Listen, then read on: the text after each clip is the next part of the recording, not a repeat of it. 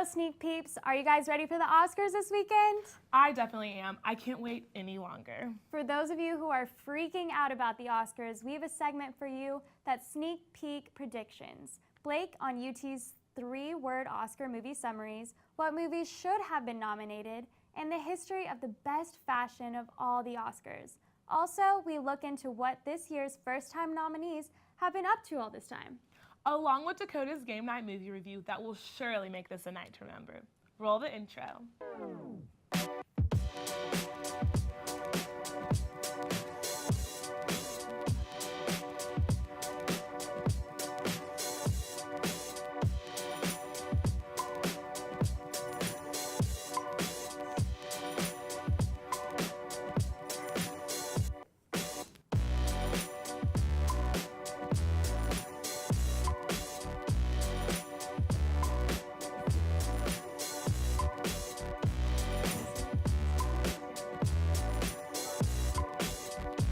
Hey guys, welcome back to your favorite entertainment news show, Sneak Peek. We're going to start off tonight's show with an interesting story, to say the least. In case you didn't know this already, let me tell you that you can clone your dog for about $50,000. And that's exactly what Barbra Streisand did. Her beloved dog Samantha died last year, but before she did, Streisand took Samantha's DNA and created 2 clone versions of her. This begs the question, would you, viewers at home, clone your furry best friend? Personally, I didn't even know that was possible. And don't you think you should just adopt one of the thousands of dogs that need a home? Yes. But to each their own. I guess that's just what you do when you're super rich. Would you clone your dog? Tweet us your thoughts at Sneak Peek TV. Celebrities, ma'am. Switching to more predictable news, the Kardashians are going to be back on your TV screens very soon. The unpredictable part is that it's a new TV venture of them competing against each other on an episode of Family Feud. That's right, there will be an episode of The West versus the Kardashian Jenners.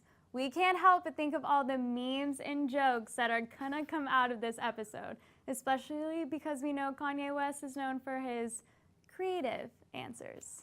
Definitely. Did you know Kim Kardashian recently dyed her hair pink? She said with her hair already being bleached blonde, it was time to give it a try. This reminds us of her younger sister Kylie and her never-ending changing hair colors. Speaking of Kylie, the new mom was gifted a push present from baby daddy Travis Scott. He got her a black Ferrari, coincidentally with butterfly doors. This rare gift cost $1.4 million, and a source reported that the Kardashian sisters think it's too flashy for the new mom. I'm still trying to get used to the fact that push presents exist, but trust me, women are not complaining. I'm definitely not. On an episode of The Real this past Tuesday morning, the hosts were able to get Mel B to admit the Spice Girls will be reuniting for the royal wedding this May. That's right. This gave Spice Girls fans another glimpse of hope after Victoria Beckham recently shot down the reunion rumors in a New York Fashion Week interview. In the film side of the entertainment world, the box office has been completely in awe these past 2 weekends as Black Panther has continued to break records. It's brought in $704 million these past 2 weeks alone. The King of Wakanda has almost completely outgrossed all other films and has a Rotten Tomatoes score of 97%. Chadwick Boseman says that since the beginning, and I quote, "I knew just from the comic book what a Black Panther movie could be. The type of impact it could have, I knew it would be a revolutionary idea." And boy, was he right. Speaking of movies, A Wrinkle in Time is being released on March 9th, and like the book, it's about a young girl named Meg Murray who is trying to find her father. With a star-studded cast such as Oprah, Reese Witherspoon, and Mindy Kaling, people are sure to make the trip out to see it. In fact, some of our favorite celebs already have. That's right, Beyonce and Blue Ivy were spotted viewing the film. Who knew Beyonce watched movies? While Kobe Bryant, Tracee Ellis Ross, and Zach Galifianakis also were at the movie premiere. Sounds like a must-see. Definitely. Which Oscar categories are you most excited for? I'm definitely most excited for Best Picture. Me too. Who do you think will win?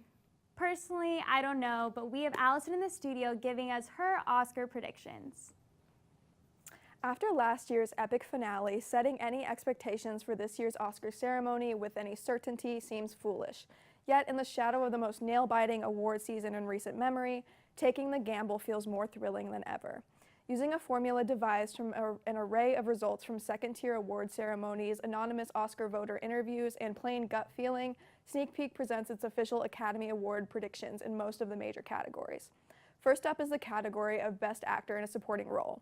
Although Willem Dafoe has been honored by most critics groups for his role in the Florida Project, Sam Rockwell has this on lock, having swept most of the key industry ceremonies thus far, including the BAFTAs, Golden Globes, and Screen Actors Guild.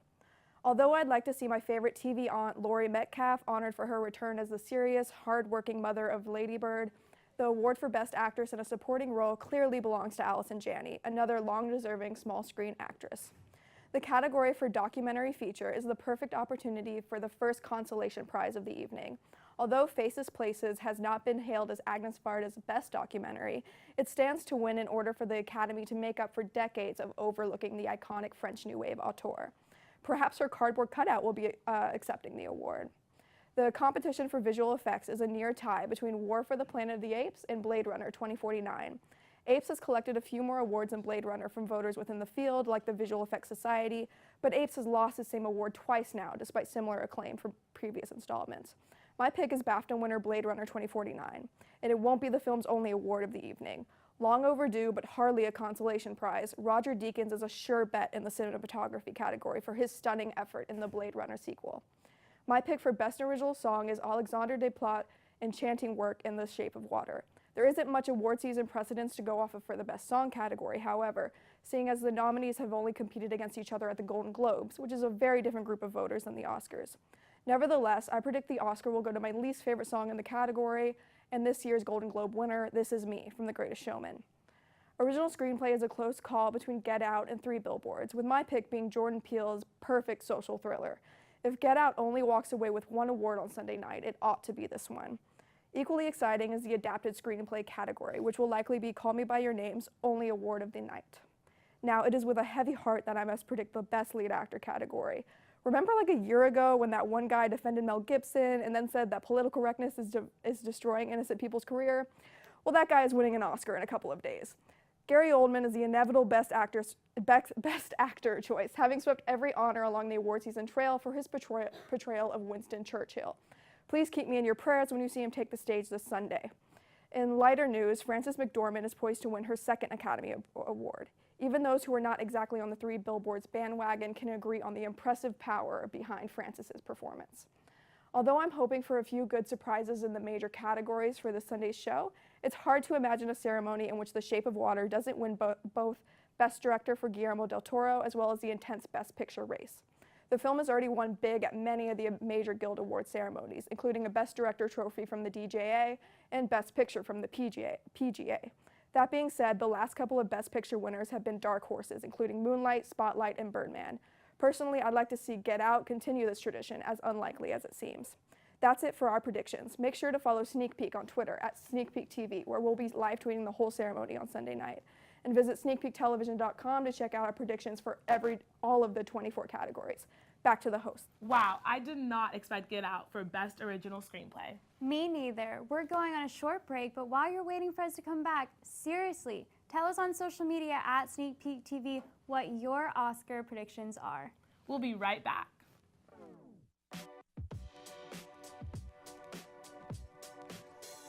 Welcome back. This past week, Blake went around campus asking students for their 3-word summaries of the Oscar-nominated movies. I really love these Man on the Street segments. Take it away, Blake.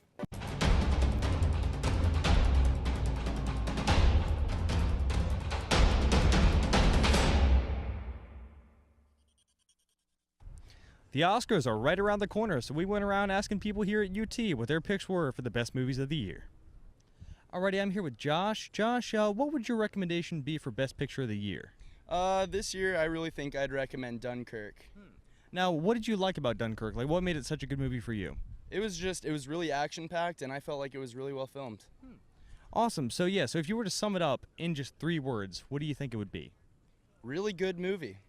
Hey, I agree. Thank you. All right, Yeah. cool. Alrighty, I'm here with Izzy. Izzy, there's a lot of great movies out there this year, so which ones have you heard the most about for this upcoming Oscars? The Three Billboards. Three Billboards. Now, it's up for Best Picture this year, so what did you like the most about Three Billboards? I think I liked the fact that it was very honest, Mm-hmm. and I really liked the story that they were trying to tell. Definitely. It seems like in the world we're living in today, it's more and more relevant than ever. So if you had to sum that movie up in 3 words, what do you think it would be? Justifiably angry Francis. You know who threw that can? What can? How about you, sweetheart? You know who threw that can? No, I didn't really.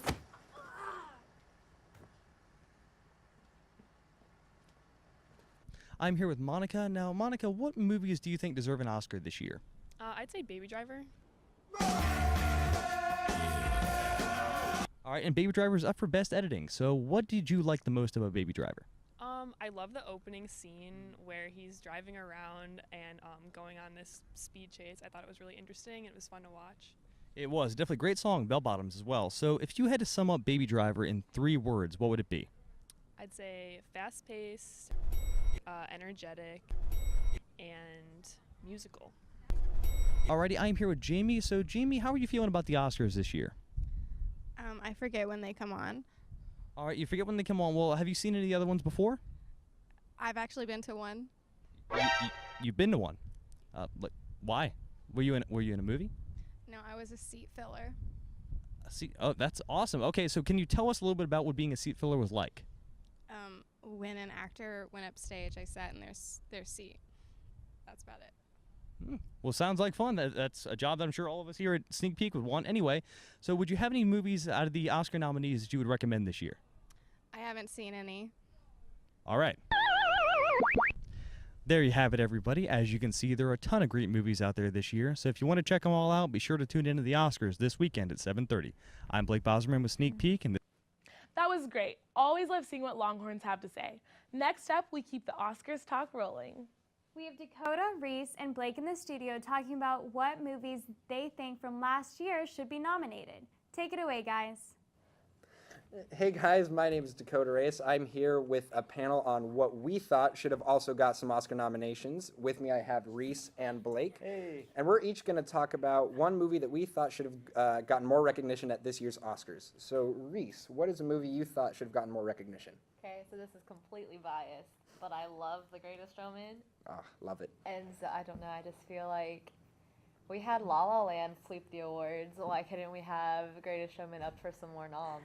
Like, the best song, I mean, it's a good, and it makes sense also, but there are like tons of other good songs on that, and This Is Me is just, I think they just put it there because it's like a feel-good, like, empowering song. And I don't know, I just wanted it to have more recognition. I agree, especially on the song choice. I think like The Greatest Show, or there are plenty of other songs that I think deserved a nomination instead of This Is Me. And then what about you, Blake? All right, so I'm going to throw a weird pick at you. I'm going to throw you a movie that ain't that good. So, for Best Visual Effects, I think that Valerian should have at least got a nomination. That it might not be the best film, it might have had a convoluted plot, but you can't deny it was a beautiful movie. Like, did either of y'all see it? Yeah, Unfortunately, I saw it. I did not, unfortunately. It looked amazing, especially just like all like the worlds that they went through and everything. Yeah. Like, it was all about the City of a Thousand Planets, and that's exactly what it was. So, Yeah, they were really good Yeah. in like making them. it's better than Star Wars, I gotta say that much. Honestly, Yeah. yeah. But also Star Wars was made like first in the 70s, and then like even the newer ones, like they've gotten better. Also. I would still say, I mean, I'm honestly kind of surprised it didn't. I mean, if Suicide Squad can get nominated and win an Oscar, I mean, anything's Hey, possible. Cara Delevingne has that effect, man. She was in both. That is Right, true. Yeah. right. For me, I would say Blade Runner 2049 was sorely missing from a couple categories. I think especially Best Picture should have been nominated. Easily one of the best pictures of last year. Well, Maybe I mean, it was a tough like race for best. There were a lot of Picture, good movies yeah. this year. yeah, it was definitely a very tough race. Like I could have even seen Ryan Gosling maybe getting an acting nom. I think he was incredible as K. Hey, the man plays good emotionless robots. Yes, he Yeah. does. He ain't half bad at it. Are there any other movies you thought maybe should have gotten some extra recognition? I think the Emoji Movie should have won everything. No, boo. That's already got enough nominations at the Razzies. I think it'll earn its wow. share of awards. So you give it a frowny face emoji? Yes. All right. But how about you, Reese? I don't know, maybe Baby Driver. Yes. That one should have gotten more noms. Because I mean, it's but like got what, like we 3? said, it's like a really tough race for movies. Mhm. But they got like just best score Did they get best screenplay? They got best editing, best sound mixing, best sound editing, I think. So okay, hopefully so- it wins some of those. Yeah, well, I can't imagine it not winning the editing. All right, but that is all the time we have for today's panel. I'd like to thank Reese and Blake for joining me today. Sure thing. We're going to go to a quick commercial break, but we'll be right back with some more Sneak Peek.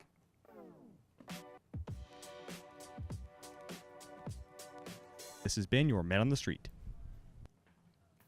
Welcome back, Sneak Peeps. Next up in the studio, we have Catherine. She's here to give her opinion on what she thinks are the best looks we've ever seen at the Oscars. Take it away, Catherine. Hey sneak peekers, let's be honest. The Oscars red carpet is one of the most anticipated entertainment events of the year. There's always someone who makes an unforgettable fashion statement, so in preparation for this year's carpet, let's take a walk down memory lane. In 1955, Grace Kelly stunned the audience with her iconic pastel green gown. It was designed by Edith Head, who was one of the premier clothing designers in the golden age of Hollywood. Kelly was able to pull off this simple but elegant look because, as Edith Head put it, some people need sequins, others don't. Kelly went on to win the Oscar for Best Actress that very night. Barbra Streisand shocked viewers in 1969 when she walked the red carpet in a transparent sequin pantsuit. According to the actress-singer, she had no idea that her outfit would be see-through. Barbra promised that next time she won an Oscar, she would dress more conservatively, which she did in 1977. Of course, her sequin pantsuit fiasco is cemented in the history books as a wacky but iconic fashion moment. Halle Berry made headlines both on the red carpet and during the awards in 2002. She graced the carpet in a lovely partially sheer red floral gown. Later that night, she became the first African American to take home the Oscar for Best Actress. And we can't forget about Angelina Jolie and the infamous leg slit in her 2012 gown.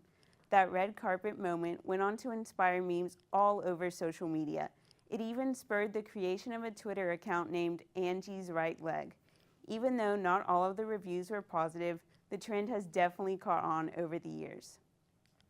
Lupita Nyong'o became an overnight fashion icon in 2014 when she walked the red carpet in a Nairobi blue gown.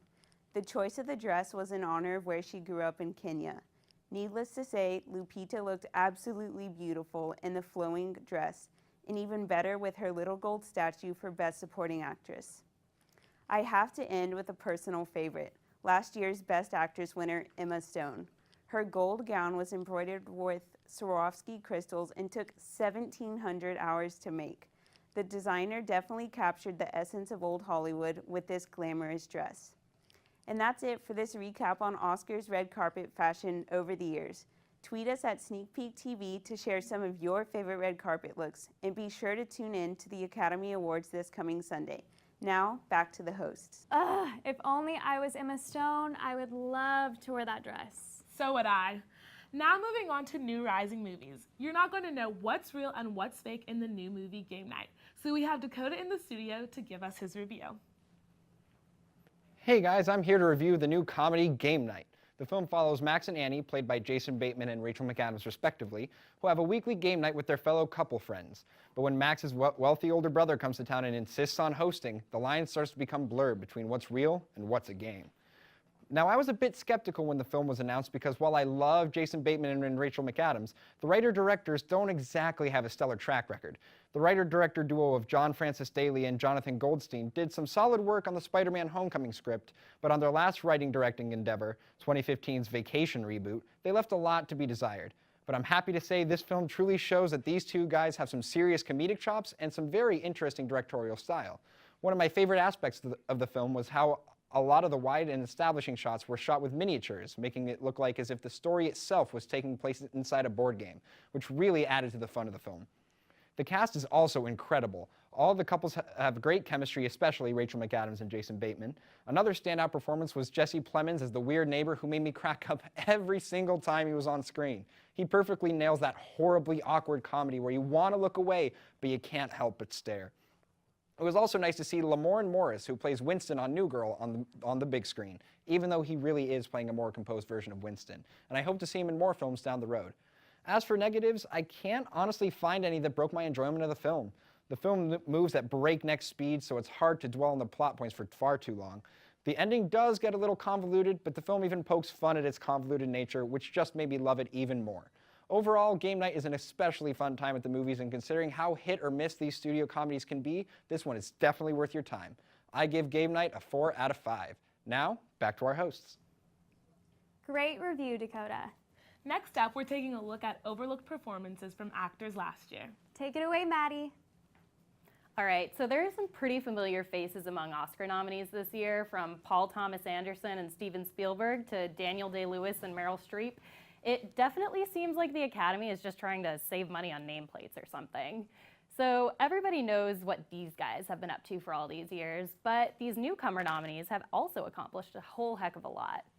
First up, Rachel Morrison, who was not only just given her first ever Oscar nomination for her brilliant cinematography work in Netflix's Mudbound, but is also the first woman to ever be nominated in the cinematography category.